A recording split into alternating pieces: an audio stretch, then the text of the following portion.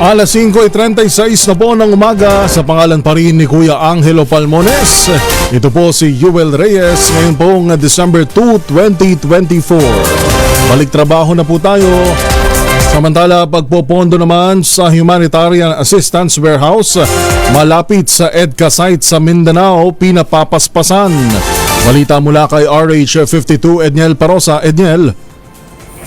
Yuel, umapila ng pondo si Defense Secretary Gilbert Teodoro para sa tanggapan ng Office of Civil Defense malapit sa Lumbia Air Base sa Cagayan de Oro City. Kahit kasi bahagi na ng Philippines-US Enhanced Defense Cooperation Agreement o EDCA ang pinagagandang paliparan, aminado si Teodoro na ibang pondo pa ang gagamitin para sa maintenance ng katabi nitong OCD facility. Pinakiusapan na umano niya si Congressman Lord Suwan na at ang lokal na pamahalaan na matiyak ang pagsulong ng pondong para rin naman sa pinakamalapit na komunidad. Ginawa ng opisyal ang pahayag kasabay ng kanilang pagbisita kay AFP Chief of Staff General Romeo Brawner Jr. sa Lumbia Air Base na gagawing bagong tahanan ng 15th Strike Wing ng Philippine Air Force na ngayon ay nagkakampo sa may Sangli Point sa Cavite.